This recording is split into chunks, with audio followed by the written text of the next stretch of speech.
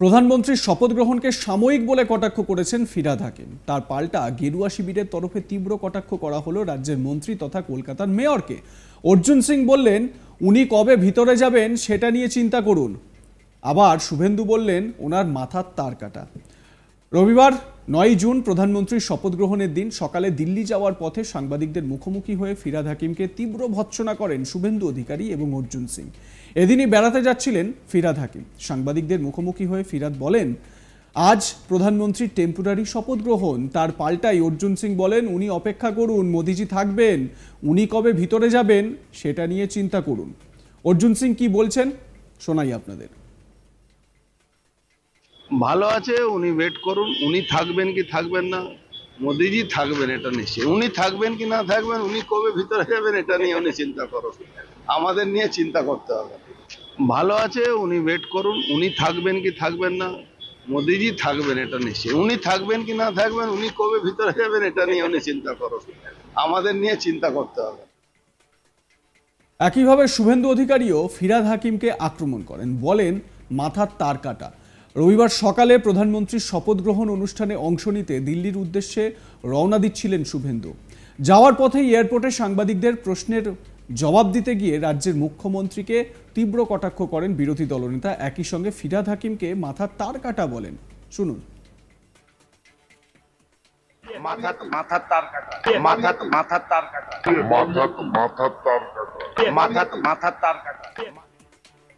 রবিবারই এয়ারপোর্টে ফিরহাদ হাকিম মন্তব্য করেছিলেন, সব জায়গায় বিজেপি শূন্য পাবে, সরকার ক্রাইসিসে পড়বে। মমতা ব্যানার্জি যেমন বলেছেন, ইন্ডিয়া সরকার গড়বে। আজ প্রধানমন্ত্রীর টেম্পোরারি শপথ গ্রহণ। ফিরহাদের এই মন্তব্যের প্রতিক্রিয়া দিতে গিয়েই তাকে তার কাটা বলে বসলেন শুভেন্দু অধিকারী। এবারে আপনাদের শোনাবো ফিরহাদ হাকিম ঠিক কি বলেছিলেন এই শপথ গ্রহণ সম্পর্কে এবং প্রধানমন্ত্রী সম্পর্কে, শুনুন। সমস্যা হচ্ছে যে মানুষের সাথে যোগাযোগ না থাকলে নির্বাচন জেতা যায় না। ভোট আলটিমেটলি মানুষ দেয় এবং মানুষ বিজেপিকে প্রত্যাখ্যান করেছে, শুধু বাংলায় নয় সারা দেশে করেছে। তাই বিজেপি যতই লাফাক, নিট ফল শূন্য। সবে শুরু হয়েছে, এরপরে দেখবেন যত নির্বাচন আসছে, কিছুদিন বাদেই মহারাষ্ট্রে নির্বাচন আছে, হরিয়ানায় আছে, সব জায়গায় দেখবেন বিজেপি শূন্য পাবে, আরও গভর্নমেন্ট ক্রাইসিসে পড়বে।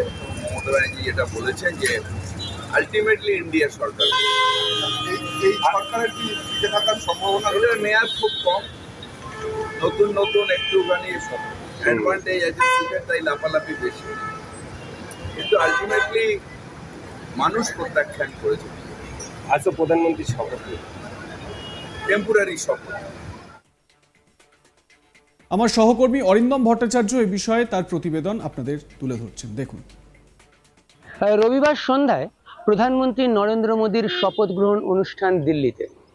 আর এই রবিবার সকালেই তৃণমূলের বেশ কয়েকজন এমপি সুদীপ বন্দ্যোপাধ্যায়, কাকলি ঘোষ দস্তিদাররা উড়ে গেলেন দিল্লির উদ্দেশ্যে। তবে তারা কিন্তু প্রধানমন্ত্রীর শপথ গ্রহণ অনুষ্ঠানে যোগ দিয়ে দিল্লি যাননি। সুদীপ বন্দ্যোপাধ্যায় যাওয়ার আগে যেটা জানালেন যে তারা এমপি এবং তাদের রেজিস্ট্রেশন করতে হয় এবং সেই রেজিস্ট্রেশনের ডেট রয়েছে 5 থেকে 9 তারিখ পর্যন্ত, অর্থাৎ রোববারই এই রেজিস্ট্রেশনের শেষ তারিখ, এবং সেই জন্যই কিন্তু তিনি রেজিস্ট্রেশন করতেই দিল্লি যাচ্ছেন। এবং সেই একই কারণে কিন্তু কাকলি ঘোষ দস্তিদার বা অন্যরাও কিন্তু দিল্লির উদ্দেশ্যে রওনা দিয়েছেন। তবে যেহেতু দলীয় সিদ্ধান্ত, তাই সুদীপ বন্দ্যোপাধ্যায় কিন্তু যাওয়ার আগেই জানিয়ে যান যে তারা এই যে প্রধানমন্ত্রীর শপথ গ্রহণ অনুষ্ঠান, সেখানে কিন্তু অংশ নেবেন না বা সেখানে যোগ দেবেন না। যদিও কাকলি ঘোষ দস্তিদার সংবাদ মাধ্যমকে এ বিষয়ে কোনো কথা বলতে চাননি, তিনি এটুকুনি জানিয়েছেন যে তিনি যাচ্ছেন এবং সেখানে যে এই রেজিস্ট্রেশন পদ্ধতি প্রক্রিয়া, সেই প্রক্রিয়া সম্পন্ন করতে।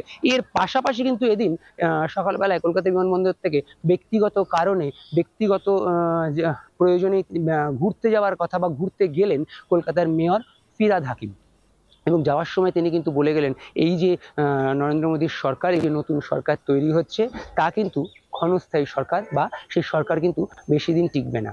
আর এরই কটাক্ষ করলেন শুভেন্দু অধিকারী। শুভেন্দু অধিকারী কিন্তু এদিন সকালবেলায় দিল্লির উদ্দেশ্যে রওনা দিলেন এবং কলকাতা বিমানবন্দর যখন তিনি এসে পৌঁছলেন এবং তাকে যখন এই বিষয়ে জিজ্ঞাসা করা হয় যে ববি হাকিম বলেছে এই সরকার বেশি দিন টিকবে না বা এই সরকার ক্ষণস্থায়ী সরকার, তখন শুভেন্দু অধিকারী কিন্তু সরাসরি ব্যক্তি আক্রমণ করলেন ফিরহাদ হাকিমকে এবং তিনি তাকে বললেন যে তার মাথা তার কাটা, অর্থাৎ ফিরহাদ হাকিমের মাথা তার কাটা, এইভাবে কিন্তু ব্যক্তি আক্রমণ করলেন এবং ঠিক এই শব্দটাই ব্যবহার করলেন যে ফিরহাদ হাকিমের মাথার তার কাটা। শুভেন্দু অধিকারী যাওয়ার আগে এভাবেই ফিরহাদ হাকিমকে ব্যক্তি আক্রমণ করলেন। ফিরহাদ হাকিম যাওয়ার আগে বলে গেলেন যে এই সরকার ক্ষণস্থায়ী সরকার, এই সরকার টিকবে না। আর এমপি, তৃণমূলের এমপি যারা এদিন দিল্লির উদ্দেশ্যে রওনা দিলেন সকালবেলায়, তারা কিন্তু জানিয়ে গেলেন যে তারা শুধুমাত্র রেজিস্ট্রেশন করানোর জন্যেই কিন্তু দিল্লি যাচ্ছেন, কারণ আজকেই এই রেজিস্ট্রেশন প্রসেসের শেষ তারিখ। তারা কিন্তু কোনোভাবেই প্রধানমন্ত্রীর যে শপথ গ্রহণ অনুষ্ঠান সেই অনুষ্ঠানে অংশগ্রহণ করবেন না, কারণ সেটাই তাদের দলীয় সিদ্ধান্ত। তাই তারা এদিন যে দিল্লি গেলেন সেটা এই রেজিস্ট্রেশন প্রসেস কমপ্লিট করার জন্যই গেলেন। পাশাপাশি রবিবার দিল্লি পৌঁছে সংবাদ মাধ্যমের মুখোমুখি হন শুভেন্দু অধিকারী। সেখানে মমতা বন্দ্যোপাধ্যায়কে আক্রমণ শানান তিনি। বলেন উনি এবং ওনার পার্টি জাতীয় রাজনীতিতে অপ্রাসঙ্গিক, ওনার পার্টি রিজিওনাল পার্টি। বাংলায় আমাদের 12টি আসন হয়েছে, কিন্তু 2,35,00,000 ভোট পেয়েছি। ওরা সাম্প্রদায়িক প্রচার করেছে, মুসলিম ভোটের উপর দাঁড়িয়ে ভোটে জিতেছে। 300-র বেশি সাংসদ মোদিজির সঙ্গে রয়েছেন। মজবুত সরকার হবে। আজ একটি ঐতিহাসিক দিন। শুনুন।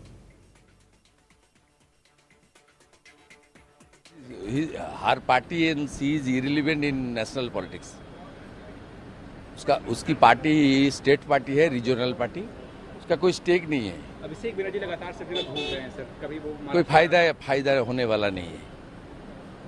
बंगाल में हम लोग का 21 नहीं हुआ, 12 हुआ, लेकिन वोट तो बहुत मिला। 2,35 लाख वोट मिला बीजेपी को, 39 लाख। ये लोग स्ट्रॉन्ग कम्युनल कैंपेनिंग किया और मुस्लिम वोट को कंसोलिडेशन करके चुनाव जीता। वो तो मेरा सब्जेक्ट नहीं है, कांग्रेस का subject. More than 300 MP Modi ji का साथ है। Strong, able, stable and dynamic progressive government होगा। It's a historic day. Today is a historic day. We all are interested to participate this great event. Delhi পৌঁছে প্রধানমন্ত্রীর শপথ গ্রহণ নিয়ে অর্জুন বলেন মোদিজি তৃতীয়বারের জন্য প্রধানমন্ত্রী হচ্ছেন, এটা দেশের জন্য সৌভাগ্যের। বিরোধীদের চাওয়ায় কিছুই হবে না। আগামী 2-3 মাসে কি কি হয় দেখুন, শুনুন।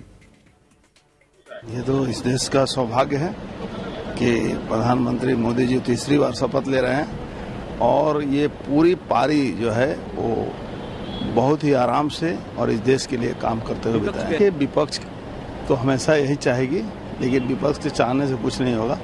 आने वाले 2 महीना 3 महीने में आप देखिएगा क्या हो जाएगा। রবিবার 9 জুন শপথ নিয়েছেন প্রধানমন্ত্রী নরেন্দ্র মোদী। পাশাপাশি মোদী 3.0 মন্ত্রিসভায় বাংলা থেকে জায়গা পেয়েছেন 2 জন, শান্তনু ঠাকুর এবং সুকান্ত মজুমদার। আপনাদের মতামত কি এই খবরটি সম্পর্কে জানাতে ভুলবেন না। দেখতে থাকুন আজ তাক বাংলা।